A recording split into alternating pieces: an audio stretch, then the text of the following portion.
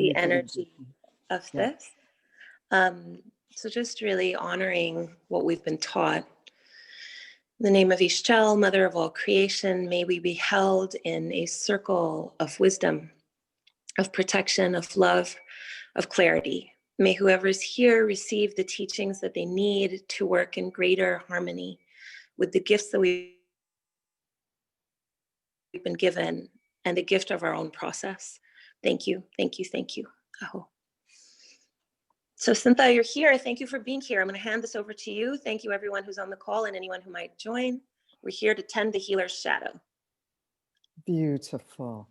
Okay, hello everyone. So let me just give you my background.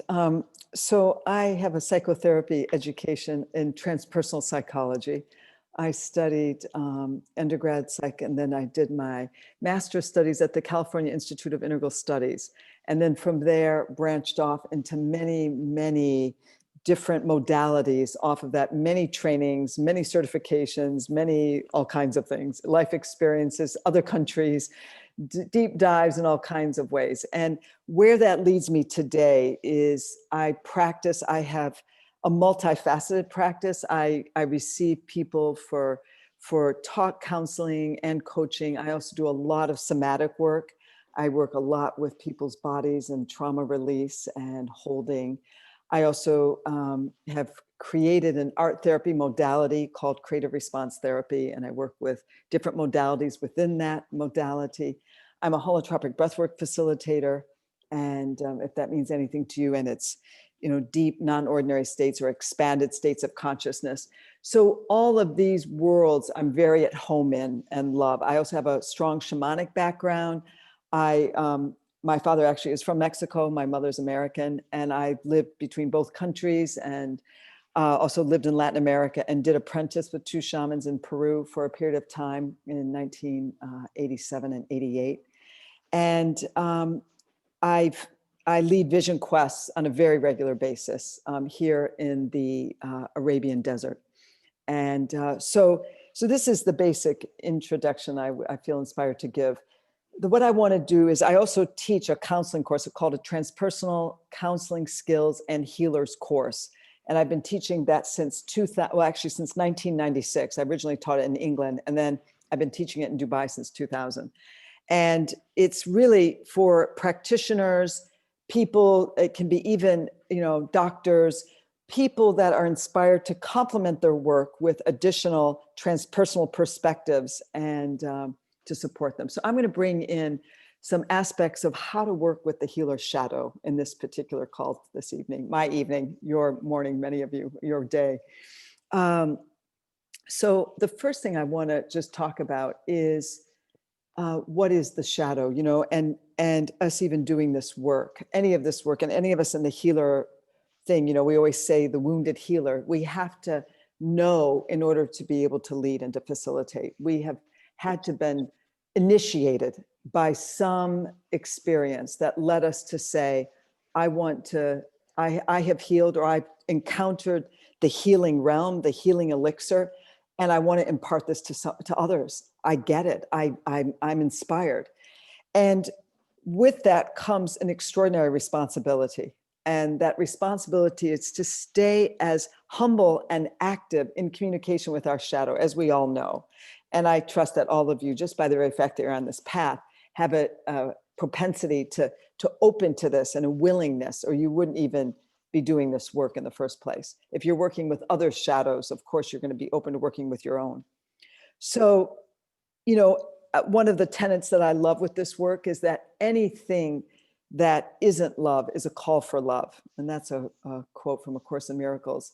And the other is the spirit of holotropic breathwork, which is holos, which means wholeness, and tropos is the Greek word for going toward. So it's going towards wholeness. So anything that is unowned or disowned, anything that we haven't taken responsibility for, is something that is calling to be owned, calling to be reintegrated so that we're more and more and more whole. And that's a continuous journey, as we all know. So I want to just dive in, and especially for anyone doing body work, anyone doing any of these deeper states of consciousness work, I want to just name some common shadow territories that we can encounter. And so the format of this call is I'm going to give a teaching piece here. I'm going to give us a brief exercise, and then I'm going to open it up for questions and answers and discussion, comments, discussion. I really want this to be as friendly and relaxed as possible. All right. And at the same time, sacred. We are creating a sacred circle here and a deep work. And what I always like to do, and anytime we do this deep work, is to really honor confidentiality so that we have that safety container. So if we could just all raise our right hand and just say silently, and just we're not over competing with the speaker situation on Zoom, is just to say or mouth the words that I vow to hold confidential here, everything that happens here. And if something is shared that is extremely personal, and there's something about it that I want to share, I will do everything in my power to change all identifying circumstances so that person stays anonymous. So I vow to hold confidentiality in this way. Thank you all. I think that's really important. Thank And you. we'll edit out anything in the Exactly. recording. I Yeah. thought you would. I thought you would. Thank you so much, Summer. Okay, so let's begin. So the first thing I want to talk about is something we have called transference and countertransference in the therapeutic role. Transference is when I am the client, and because of the nature of authority, and let me backtrack on what that is. Authority when we are children is a very big deal because we're dependent. We're little dependent beings. We need whoever our caretakers are. They may not be our parents, but whoever our caretakers are, we need them to feed us, to shelter us, to hold us, to love us. And of course, we all know none of our caretakers are absolutely perfect and absolutely perfect for the specific needs that we would have had given our personalities. And our needs and all kinds of soul needs, all kinds of needs. If you hear something in the background, that's the mosque. I don't know if you can hear anything. This is the last prayer of the day. It's going right now. So this means that because it's imperfect and a perfect setup, basically, is that later in life, any authority figure that we come in contact with, a teacher, a police officer, a religious cleric, it could be an older sibling. It could be later what we project in terms of certain partners, in terms of where we give our power over to them, and then that they will fall into that place. We take whatever we have unfinished business in us, and we project that onto that usually authority figure. Now, sometimes it can be other figures as well, but anyone we give our power to, so we give them that authority. But let's just stay, let's kind of park a little bit intimate relationships, because that's its own terrain, as we can all imagine and know. But in the territory of pure authority, any of us, when we are in the role of practitioner, we become an authority, especially for someone who has deep wounding around some of those basic needs needing to be met. And so what happens is they transfer onto us. They may, for example, if we're not smiling a particular day, and they grew up with a very cold parent, they may transfer onto us that we're very cold and we're really unloving. And it's just that maybe we're just really preoccupied with something, and has nothing to do with them. Now, sometimes maybe it really does. Maybe we're getting activated, and that's where our buttons are getting pushed. And that's called counter transference. So it's when the practitioner's buttons are getting activated and the practitioner is projecting onto the client. So I want to go into some examples of that very briefly here. And I'm just going to call up my notes here for a moment. Okay, so basically, because when you're doing body work, it's very primal. So it can wake up all kinds of cellular memory when we're working with someone. So I'm just going to give some examples of where things can come in. So one example is if our boundaries were violated as a child, if they were violated because of sexual abuse, because of emotional neediness of a particular parent, because of a over talking or over wanting to us to be their counselor or their listener, any of the places where boundaries, coming into our room, coming into our private property, any example where our boundaries were violated, when the client is in the receiving role, they may be extra particular and know they want this work, but at the same time, they could be transferring that on. So that's sensitivity. Now, there's another example of that, and that's a real extreme form of this, is suffocation. If the person has felt, and that's like a real extreme violation of the boundary of an over needy. So they may be projecting that you're being suffocating on them or this kind of thing.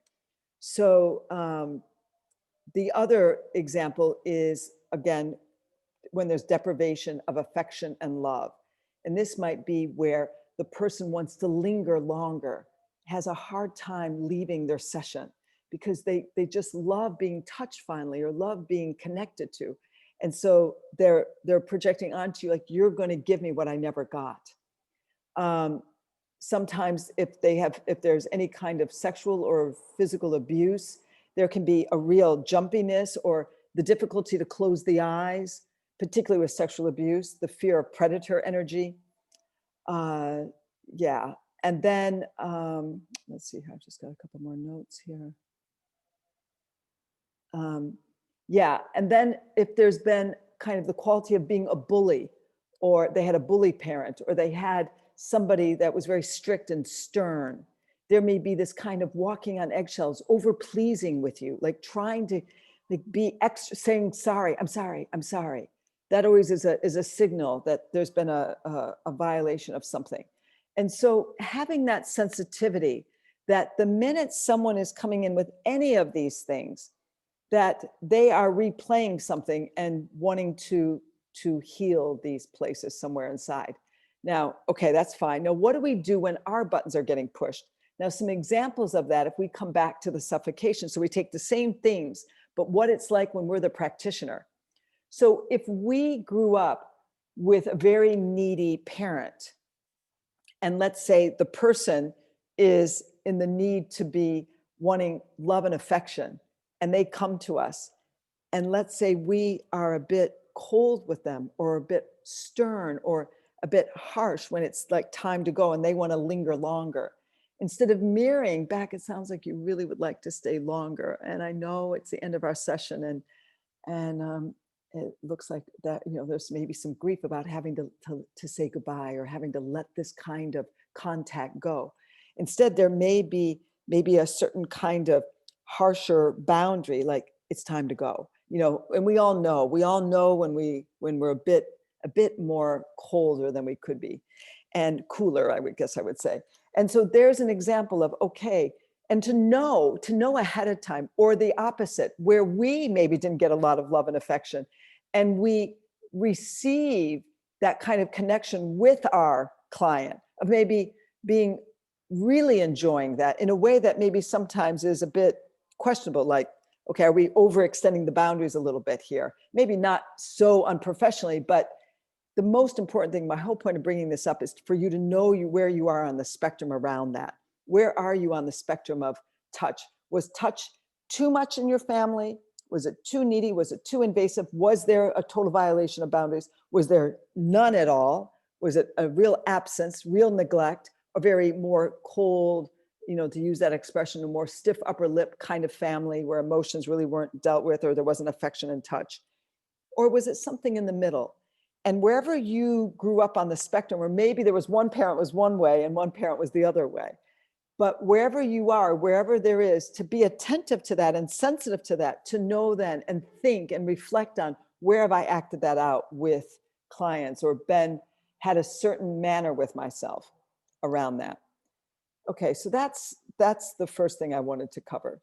The next thing I want to cover is, it's an extension of that, and it's the whole concept of something called the 90-10 principle. So this concept comes originally from John Gray, who wrote Women Are From Venus and Men Are From Mars. Men are from Mars, women are from Venus, whichever way it goes.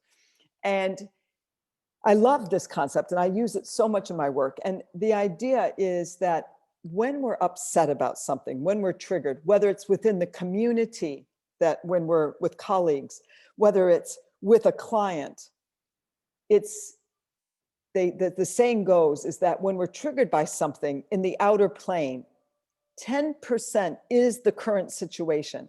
90% is from the original wounding, the original caretakers, or it could be in some cases like me, for myself living in this part of the world, I deal with a lot of people that have gone to boarding school.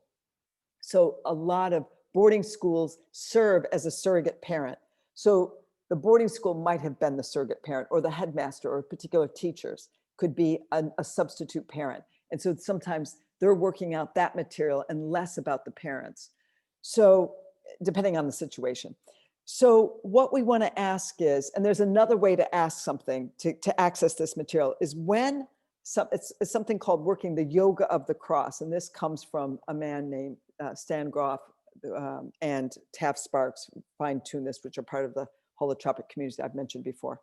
So we've got the yoga of the crosses. I work the horizontal plane, meaning places, persons, and things. Any person, place, or thing, like the weather. Anything out there, if I'm activated by it, I ask two questions. Is this feeling familiar? And where have I lived this before? So I'll give you an example. I lived for 7 years in Paris, and then I lived 3 years in England prior to coming to the UAE. I was very activated by the very foggy, cold, gray weather in July. You know, June, July, August, when it should have been nice weather, it wasn't always nice weather. And I really had to do a lot of deep work on myself around that. And I actually brought it to therapy at one point. And I just said, you know, this is really doing me in. And I really want to work this once and for all, because I'm so activated by this. And I don't want it to, you know, I'm not free. And so I really worked at this. And we really work with those concepts. Where is the cold? Where is the lack of warmth? Where is it? You're particularly activated, Cynthia, the therapist said to me, June, July, August. You accept it the rest of the year. So what I'm hearing is it's unusual. It's not what is expected. Where did you get something that wasn't expected and you're dissatisfied with it? And to really work that material. And so this is the wonderful tool, is that the minute our radar picks up, I'm not in my center, I'm raising my voice, I'm activated, I'm irritated, I'm having a reaction. Wherever we have a reaction, to ask those questions. Is this feeling familiar? And where have I lived this before? Or basically, where's the 90%? Okay, this 10%, yeah, it's a drag that it's, you know, we have to pull out the winter coat in the middle of July. That's a drag. But where's the 90% of that? Where's the deeper grief? All right, so that's that piece. I want to just name it because we're going to do an exercise around that shortly. Then the next thing I want to do is I'm going to share my screen. Let me just call it up here.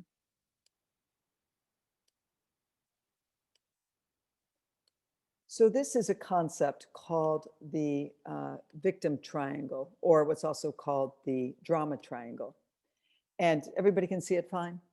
Yeah, great. So on the bottom, we see the drama triangle, and that's the victim at the bottom. And then we have the persecutor or the bully or the perpetrator, and then the rescuer. So, when we're in situations, so let's say, so I'm going to speak to something that Summer told me that there can be there's some rumbles right now in your organization. So what we want to do is anytime there's some activation, let's say there's something amongst colleagues or amongst management or whatever the story is, with anyone that we're triggered by, we may feel victimized by that person. And then we may see them as the problem, which is the persecutor, the difficult person. And then the rescuer can be an energy of somebody who placates the situation. It's more drama. They're not in the healthy role of a rescuer. It's more the codependent role. It's the one wanting to rescue the situation. So then what we want to do is we want to first, to get out of this drama, and of course it's downward because it's depleting of energy. We want to ask that question, is this feeling familiar? We want to be really thorough and rigorous with our own self. Is this feeling familiar, and where have I lived this before? And then we want to step into the empowered triangle and reverse these different positions. And for example, if we are victimized, to say, okay, I want to take on the role of being a creator. I want to be creative. Instead of poor me, which is the slogan of the victim, it's what can I do differently? What creative solution can I find to handle this situation? And then the next thing is that we welcome a challenger to us, but not a bully. So we're willing to be questioned or perhaps constructively criticized, but not to be shamed, not to be made to be victimized, basically, but shamed particularly, or something where there's clear dysfunction going on, like for example silence or the silent treatment or secrets, inappropriate secrets, or whatever that is. And that often one of the creative solutions is sometimes to set our limits. And then the coach asks, how are you going to do that? How are you going to empower yourself? Instead of I'll do it for you, or commiserate, or that kind of way of where we triangulate. Triangulate is when we talk amongst ourselves, but not address the bully or the persecutor or the perpetrator directly. All right. So this concept is wonderful. Now, what I want to do is, in the spirit of this, I'm going to open up another document here. Nope, that's not the one I want to open. Hold on. Let's see. Let me get 1 minute. I'm going to stop sharing my screen so I can see what's happening on this screen here. I had it all ready to go and now I've lost it. 1 minute. Okay. Where did it go? Hold on 1 second, everybody. Sorry. There it is. It was hiding at the bottom. Okay, good. All right. So let me share my screen again. There we are. Okay. So this is your homework right now, or your assignment, not your homework. I want you to do this assignment. So can everybody see that letter there? So we're going to write a letter. So we're going to write 2. All right. And you're just going to have basic 5 questions per letter. So you can just use I'm going to leave the screen on. So, and I'm going to put on some music as well. So what I want you to do is, actually, hopefully I can share the music at the same time. I hope I can. I'm going to see. I don't know if that's possible. I've never tried that actually, but we'll see. I'll do my best. So you're going to first, the question number 1 is, where has another who is not your parent or caretaker triggered you, and where you found yourself becoming reactive? Now, I would like you, in the spirit of this call, either somebody in the organization or a client you've worked with recently. So this is an opportunity to explore that shadow piece here. So we're going to do that first, and then we're going to look at a parent or an influential caretaker who act in the same way. So what I'm going to do is lead you in a very brief visualization on this, so we access from that deeper state, and then I'm going to bring you out and have you write. Okay? So if you can just all close your eyes for just a moment. This will be a very brief thing. I'm just going to put on a little bit of background music. Hopefully it'll come through.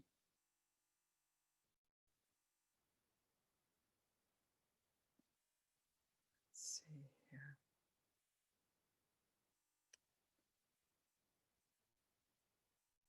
All right, great.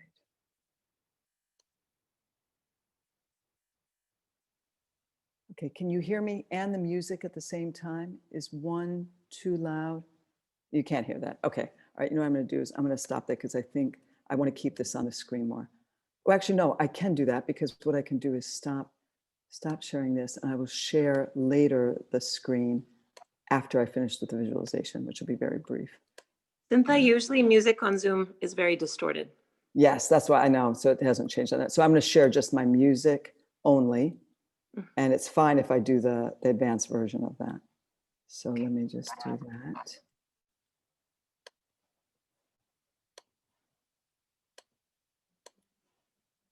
Okay, great. All right, so please settle in. Here we go now. Great. All right.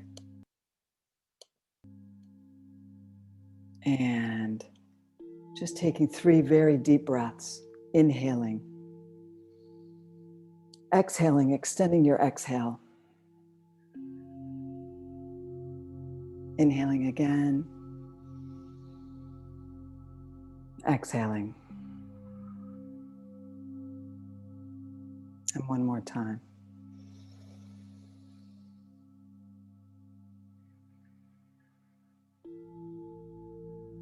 And allowing yourself to trust your intuition as to anyone that is coming into your awareness that you would like most to work with right now for this exercise.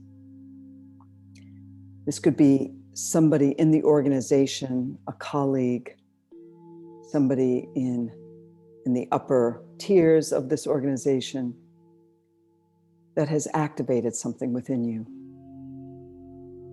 This could be a client. And if none of that is becoming apparent, then choose anyone else from your personal life. I would like you to have the opportunity to work with this on the professional level, but if that isn't genuinely where you are, that is fine. I want you to have the experience of something, an example that's truly authentic for you at this time of your life, this moment today.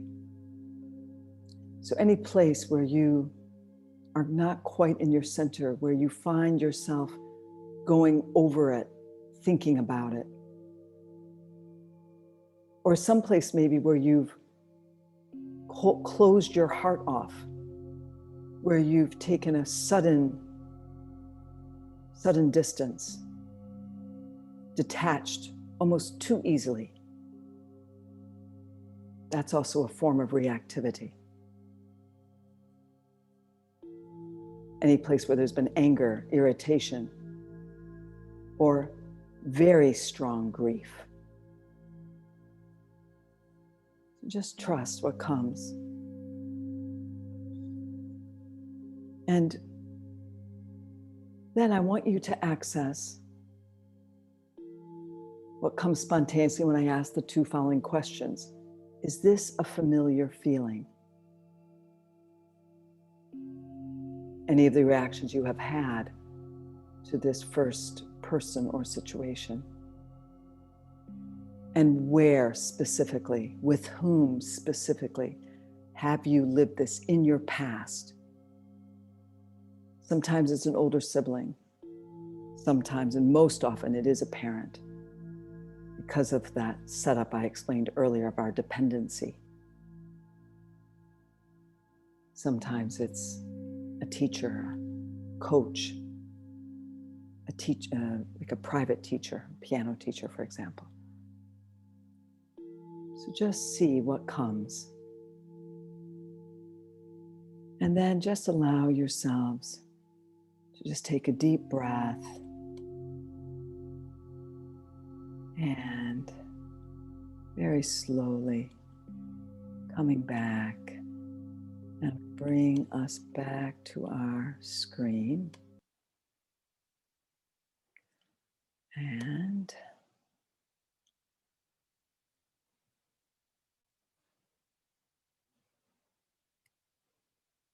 here we are. So I would like you to write 2 letters very briefly. And you could just use just keywords. You don't even have to write full sentences, because I want to make sure we have enough time for some good discussion. So just take some time here to write these 2 letters. And it's the same letters. But the key, and this is something that I didn't lead us in the visualization because I didn't want to take time. I want you to go through it spontaneously. You're going to write, I am angry that, fill in and just see what comes. I'm disappointed or hurt that. I am afraid that. I regret or I'm sorry that. I forgive you. I forgive myself. I love. I want. And once you finish part A, I then want you to, of the first 5 questions. Then after that, I want you to write the ideal response that you would most want to hear from this person, from their higher self. A lot of times when I do this exercise with people, they say, oh, that's impossible. Never in this lifetime would they ever be capable of. apologizing or seeing my point of view or acknowledging me. And I say, okay, then imagine that they've crossed over and that they have no more ego and they come to you through a medium and they say it that way. All right. So, whatever helps you to imagine, if it's really difficult to imagine them having a higher self in this lifetime, then imagine them crossing over without ego and coming to you and apologizing, what you would most long to hear. All right. So, go ahead and just take a moment to write that.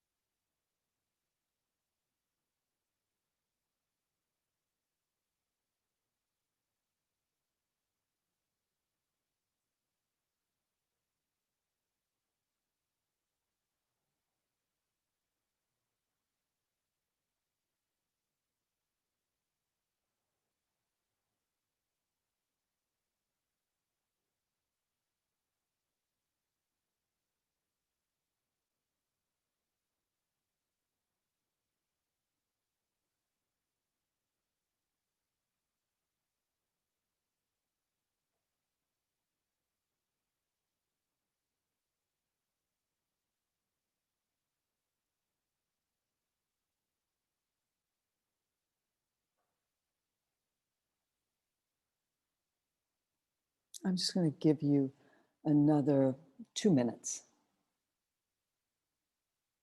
That may seem too short. Is that, can you hear me? Yeah, I want to give you about 2 more minutes for this, okay? Just to create some time. So just write key words and you can always come back to this, okay?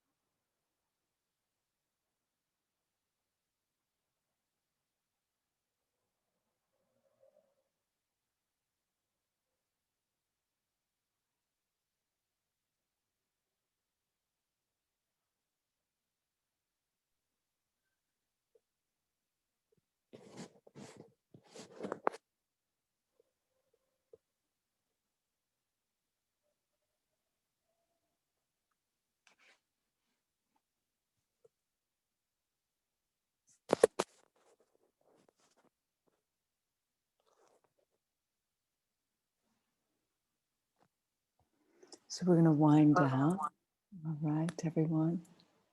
I'm going to stop sharing that. Okay. So what I would like to do is first just open this up to any ahas, anything anybody would like to share of any discoveries based on this exercise or anything that was transmitted. And then also curious if anyone has any questions or comments. That was really powerful, Cynthia. I'm glad. I'm really happy to share. I'm Please. just something. I mean, I looked definitely very quickly at professional relationships, but there were two personal relationships that came up much more strongly in this moment. And there was a couple of themes running through it about being invisible, which I hadn't picked up before. And about like this sentence that, like, I think since I was a kid, it would come out where it's like, it's not all about you. And like, I can link that in one instance with my mother and one instance with my father in terms of behaviors. And yeah, it's been a while since I did this exercise, but it's been really clarifying with both the areas where there's been some wobble with these individuals. So Lovely. very early stuff. Wonderful. First of all, I appreciate your humility and your, you know, given the role that you are in this group, you know, that you're sharing in this way, and that you did the exercise, and that you've come to this kind of an aha, and just shows that no matter how many years we've been doing this work, there are always more insights to be had. So thank you, Samara. That was beautiful. Really lovely. Great. Anyone else inspired to share anything? Please. Yes, Kathy. Okay. The phrase hurt people. And it, from current events to past events, shows there's been a lot of lies, deceit, and abandonment, you know, professionally and personally. So I love that I'm going to live a long life so I can continue this journey of just going deeper and releasing and deeper and releasing. And yeah, this is a very good exercise and very current. So thank you. I'm really glad. You're so welcome, Kathy. Thank you. Thank you. I hear what's not said. Let me leave it at that. Thank you. Okay. Yeah, beautiful. Hi. Hi there, I'd Elizabeth. like to just briefly share, and I'm also in school right now, and there's been, with the pandemic and a lot of changes, there's been a lot of issues going on. And what came up for me, which does mirror childhood stuff, would be I have something I'm coming to a person with authority of, and they're misunderstanding like what my problem is. And then they're like assuming it's something else, and like it's frustrating to be coming to someone and being like, this is what's happening, and then they're not hearing it and kind of assuming, I want to say like the worst of you, or that like, you know, you're not being genuine with your concern or whatnot. Yeah. And I'm also hearing, just when you share, I don't know if I'm correct in hearing this, but I'm hearing that there's some emotion right here. Yeah. And I just invite you to just really breathe into that, Elizabeth. I know you don't know me well yet at all, but I just really welcome you to just really honor this moment, that's what's coming in right now. Yeah. Yeah.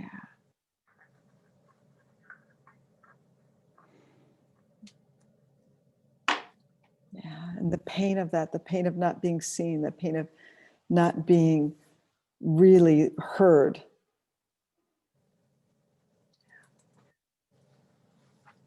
Yeah.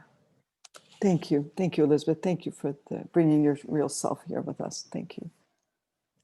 Yeah, I saw your hand, Diane. Did you want to say something? Please, Diane. This was, took me where I didn't think I wanted to go. And here I am. Plus. Thankfully, I have tissue at hand. What came up for me, it's the, what's the word? I had a word and I forgot, I lost it. I'm blocking on it. Like, I've seen this pattern in my life in the past, and the pattern that keeps coming up is I'm not trustworthy. I'm not able to say what I feel. I'm not able to bring my truth to the lies and the deceit that are going on, overtly or not overtly. I have no voice. I have no voice. I have no power. I even wrote down, do I have worth? After a long time of being in a role of what I felt I was being supportive and kind and caring, being told some things to my face, and then things shifted, pandemic shifted, life shifted. I get the shifting, but then it got nasty. It got really, really personal nasty. And I'm held with so much grief that I don't know what to do with it. Because I can't talk to anyone. I reach out to talk to people and I get shut down. And that's like goes way back. You know, I've been through my backstory. It goes way back, and I understand that. But to be at this point, I'm almost 70, for God's sakes. Do I have to keep doing this?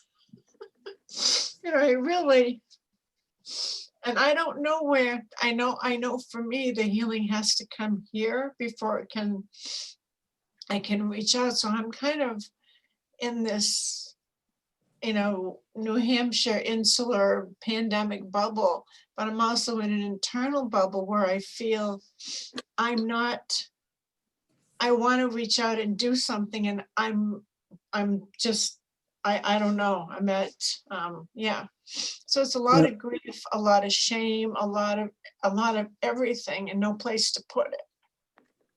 I hear that.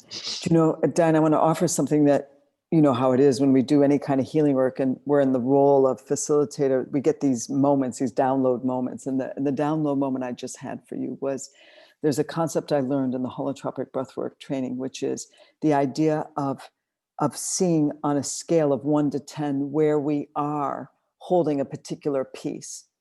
And so wherever, let's say, let me just do it with you right now. So on a scale of 1 to 10, where is that grief? 10 being the highest. You mean for me personal? For you personally. Yeah, for me personal, I would say 9.9. Okay, all right. So Yeah. then what we would say with that is that, and obviously this call unfortunately is not the setting for that, but it's to reach out and to receive someone to hold space for you and to be in the 9.9 and then take it to a 10. Yeah. Because always when you take it to a 10, wherever it's at, that's where the breakthrough happens. And and you know this anyway, as a body worker, when we surrender fully to the full expression, on the other side of that breakthrough is something else. Mm-hmm. Now, we never know what that something else is going to be, but it will be something that will, because it's almost like we're in a holding pattern, revolving, because it's like, and you even said it in the beginning of your show, I didn't think I was going to go there, and here we are. And it's like that thing of, I don't want to go there because, I don't know how far this is going to go or where this is going to go or what. I don't want to feel that pain again. I don't want to feel this level of, in your case, of helplessness, of being so blocked, and all the different things that you must be feeling. And I'm hearing that there are all the layers that are, that are reminded here. The second thing that came to mind is a concept that actually comes from the 12-step program. And it's that place when we hit rock bottom. And it's a notion that I teach in my transpersonal counseling course, which is called the sacred wound. The sacred wound is a wound where it's never meant to completely heal. And Mhm. it's usually a theme that repeats itself over and over and over in our life. And it's not meant to heal, to keep us that vulnerable so that we never get too carried away, that we never like, oh, I got this down now, sorted, I'm all sorted. We can never get cocky. We can never get, we're meant, no matter how old we are, that sacred wound repeats itself, because only when we hit rock bottom, then we call on our divinity. Then we say, help, God, help me, please. And then we access this spiritual turning ourselves over and remembering who we really are, and come into that place that then ties in with this hitting the 10, the breakthrough, and it all comes together. And we have those aha moments, and then we get what it was all for. And so I'm hearing you're right on the brink of that. Yeah. Yes, thank you. I You're am, and so I have welcome. been. I have been, and I've been, as I said, I've been here before, and I appreciate hearing about that sacred wound in a different way. It's like, okay, now it'll shift something for me, and I can be able to work to the next level. It's a process, and I respect the process, but it's really a deeper, painful one than I had ever imagined ever, from people that I love dearly and cared about. And it's raw. It's raw. I can imagine. What I'm hearing is the nastiest of betrayals. Yeah. And betrayal is one of the most difficult things to go through. And, Right. and the process of betrayal is always twofold. It's first to get our head wrapped around the concept that somebody we so trusted and so believed in or so loved could betray us at the level they did.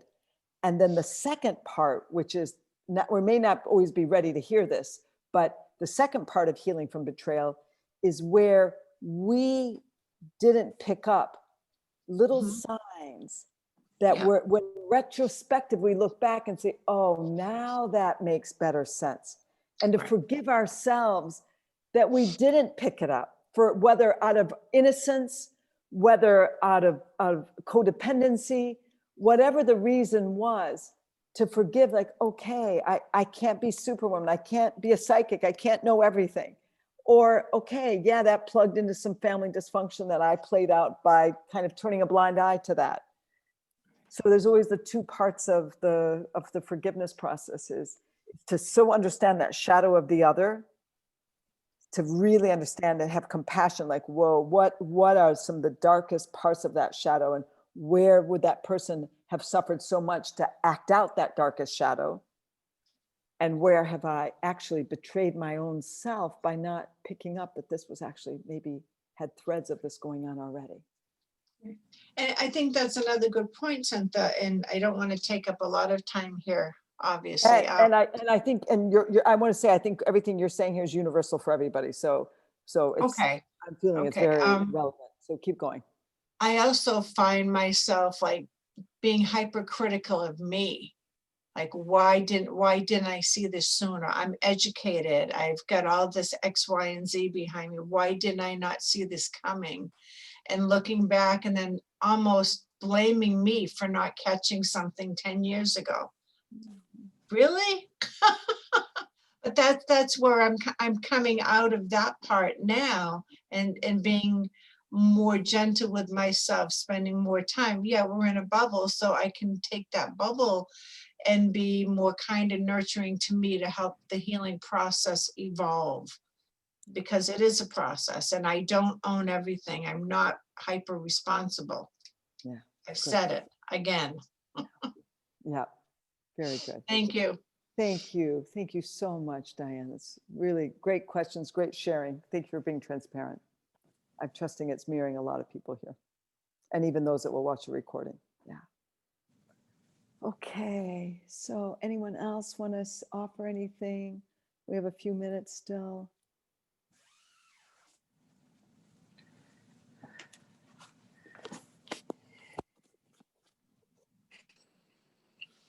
I wonder if there's any questions if no one's like needing to share about their process.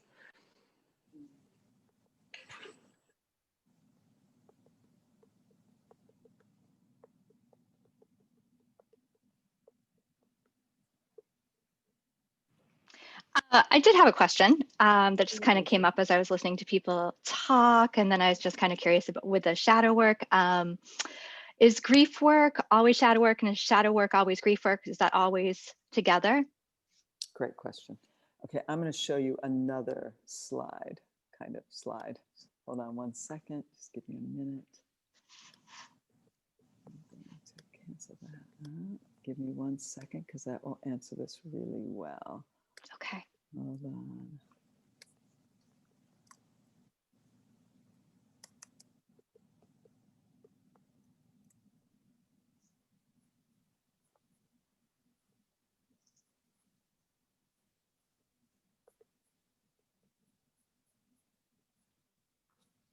One minute.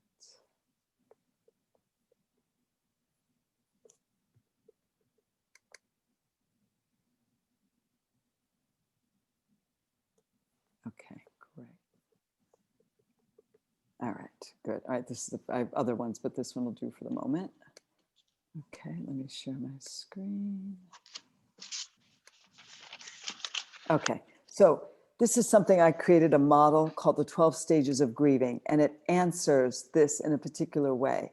So so shadow work is incorporated into the grieving process. So when we have any grief, so just think of one current now. I know there's something within the organization. We'll maybe use that one, or use a personal grief as just the one you're thinking of as you're going through these stages with me here. So first there's denial and shock and like, no, this can't be true. Or no, really? And numbness, like I can't go there. Like frozenness, like what? Like it's just shocking. Then comes the first whispers of anger. And sometimes the whispers are more in the form of passive aggressiveness, and then it can come out in rage, full blown. There's no more whispering. And sometimes vengeance, which is another form of passive aggressiveness, comes in. So there's some of the shadow work, and it's all welcome. It is what it needs to be. Then comes that bargaining, which is oh, it's not really that bad, is it? Or maybe we can solve it. Or maybe if I do this, this will solve the situation. You know, we see this a lot when people are diagnosed with a terminal illness. You know, they'll do a very radical dietary changes sometimes, or they'll try the chemo, the radiation, they'll go to Mexico, get the illegal drug in the States. You know, all this is bargaining kind of things, or pleading, or I'll do this, or I'll start doing that, or, you know, whatever. Then I think beautifully Diane exemplified to us just the nature of that territory of the station of betrayal guilt. And that's why I keep them together, because they're really the same in one. We maybe feel betrayed by another, but it's also where we feel guilty for where we betrayed ourselves. Then depression's another shadow aspect here. And I say that it's a gray timeout. It's a gray time. It's a sad kind of nebulous time. But what it's doing, it's a timeout, getting the person ready for raw rage, like, because maybe they were just in the passive aggressive stage. They really weren't letting themselves get really directly angry, or gutted grief, that grief where you cry uncontrollably, where you just have it's like the gates open and you can't stop it. And that the next stage is the sadness, the deep grief. And that's a key moment when a letting go happens and you give birth to that higher self that was able to manage the surrender. What I say is that somebody has to be home to let go to that raw of grief, whatever that grief is. I've lost I lost to death a very dear partner. And there were times where I would finish my work and I would just go cry on my bed for a good while. And just like, I've never lived anything like this. It's uncontrollable. And I remind myself of this. Well, somebody must be home if I'm letting myself cry to this extent. Like there must be something healthy about this, when it just felt so dismal. So these are the raw the raw, this is the more, to answer you, Leela, these are the raw shadow worlds. And Okay. once we get through that sadness, deep grief, like that real, and it's not all perfectly packaged in order, but I would say this is the general order, and then we go crisscross back and forth. But like we go back and then we skip, but this is the general progression of the Odyssey, because it is an Odyssey. And then we move into a mental understanding of the situation. We're not ready to fully descend into our heart. Then we go into the heart. And when the heart happens, number 8, stage 8 is pivotal, because the minute we come in the heart, it's the place where the heart opens. It's no longer, I understand that he had this childhood and that's why he behaved this way and da da da. That's the mental understanding. But when we go in the heart, it's that raw opening. I went through a challenging divorce and there were some legal challenges. And at one point, I did a very deep retreat and I went and I was him. My heart was his little boy's heart. And when that happened, my heart just blew open. I cried for 2-3 hours nonstop. And at that point, everything changed.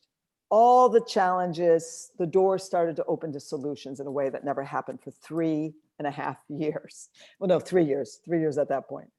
And so, and it took another half year to finally get legally divorced. But that moment of when the gates, when those heart gates open, it's alchemy. It's you convert that lead to gold. And then naturally, the natural tipping point is forgiveness. You naturally land in the territory of forgiveness. And that includes radical forgiveness, which of course is back here, which again, Diane, thank you for how much you shared there, where you forgive yourself as well. And you take responsibility for why you needed this situation for your greater learning. And then we move into the acceptance. It couldn't have been any other way. And then we let go, and we let go with gratitude for the lessons learned. And then finally, we are reborn, and we're fully off the victim triangle. And we are in creative empowerment. And that's where, and we all have to go on this descent. We can't be spared. And just when we think we got it, a bigger test will come along and just take you right to your knees all over again. And this is the journey. And when we're healers and the healing path, gosh, I mean, we're wounded healers over and over again so that we really walk our talk, and so that we're tempered as an iron is tempered, so that we're really refined and claim the rightful privileged position to serve others, because we've really got to be able to walk our talk.